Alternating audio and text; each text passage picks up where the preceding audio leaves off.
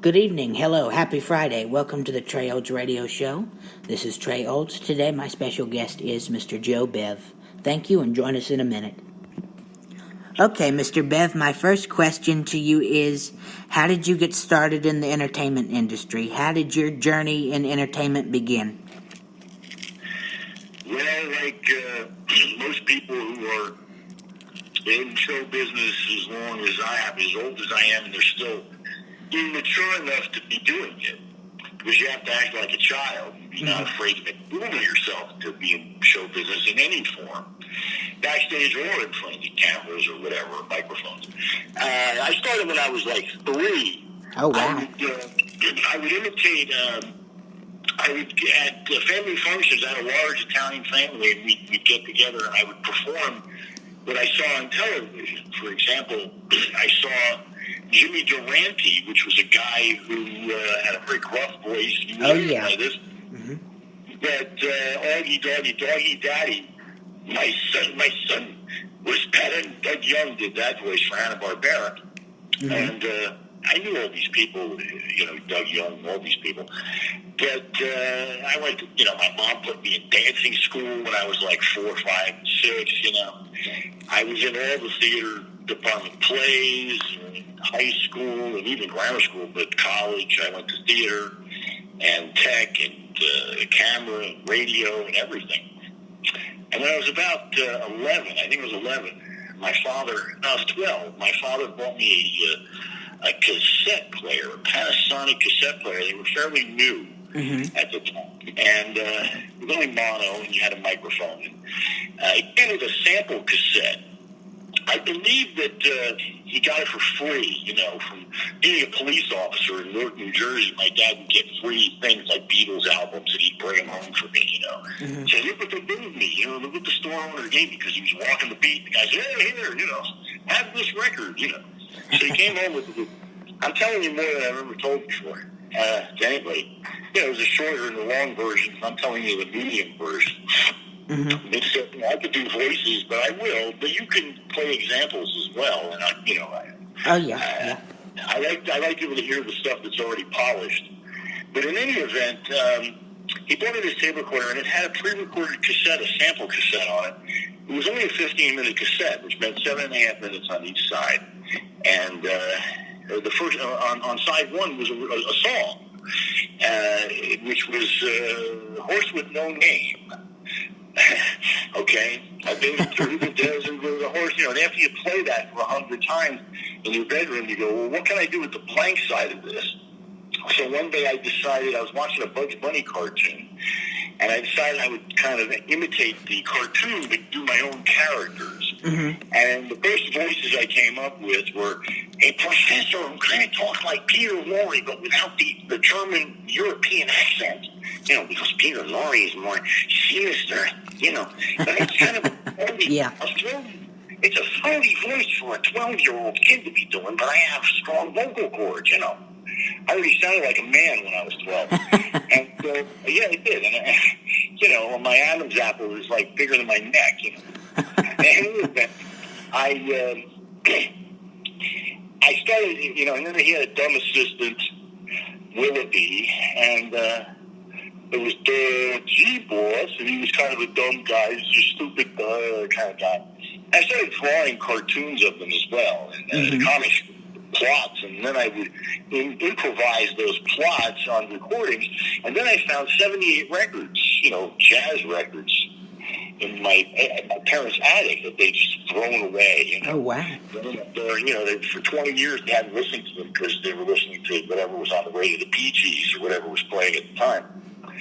And, my parents were middle class, working class, kind of, whatever the culture was into at the time, they liked it, And whereas I was looking for other things, and I'm investigating the attic, and in the attic I find these records. So I decided, well, what would happen if I played the record and then I improvised the story, doing all the voices. Mm-hmm. Started imitating Edward G. Robinson as their villain.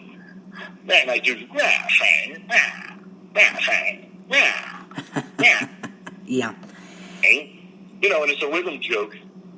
and et cetera. And I could imitate all the cartoons, and I didn't really understand that Mel Blanc and all these guys, Doss Butler, they were imitating what they heard on the radio in the 40s, you know. And it was so like when you hear in a Bugs Bunny cartoon, you hear those voices in the radio shows. And so I was imitating an imitation of an imitation, which is often the way voices are created. And so I sent some of these drawings only. I don't know why I only sent the drawings, but when I was 15, I sent a bunch of comic strips to Doss Butler, the voice of Yogi Bear. Mm-hmm. And I'd already been corresponding with Hanna-Barbera, and people at Hanna-Barbera, and Joe Barbera, and the music director, like Curtin, and a lot of people. And I was very interested in the whole process. And so back then, this is in the 70s, you wrote letters. There was no email.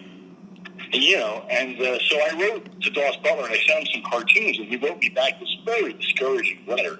He said, sorry, your drawings are good, but there's a lot of talent out here not working, and the industry is moribund, meaning dead, or almost dead. And at the time, it was really pretty bad. If you watch Saturday morning cartoons from the 70s, even the Hanna-Barbera stuff, it's pretty awful, pretty bad. Mm-hmm. Things have got a little better.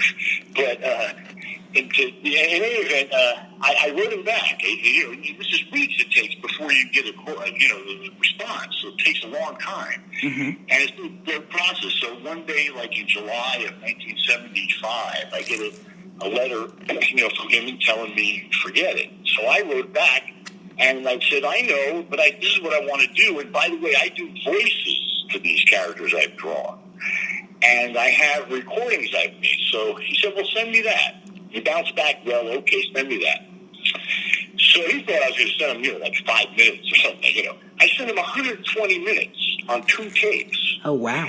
A full half-hour arc story, radio, theater, cartoon style, me doing all the voices, and it's all improv. Willoughby and the professor meeting the Godfather, and Willoughby and the professor meeting, I am Balthazar di Gidi, again with the deep voice. You have 3 wishes on mighty fool master. And so I sent him this stuff, and instead of him writing back, he sent me a cassette. And for a half an hour until the tape ran out in mid-sentence, he just critiqued and demonstrated and gave me a lesson in voice acting and complimented me a lot.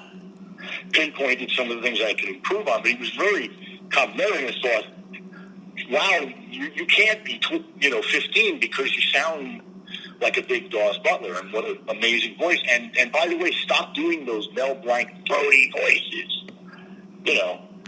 Like, yo, Stimulus Sam. Those voices are very throaty. Mel Blanc had a strong throat. And I can do all his voices. But Doss had trouble with them because his voice was light.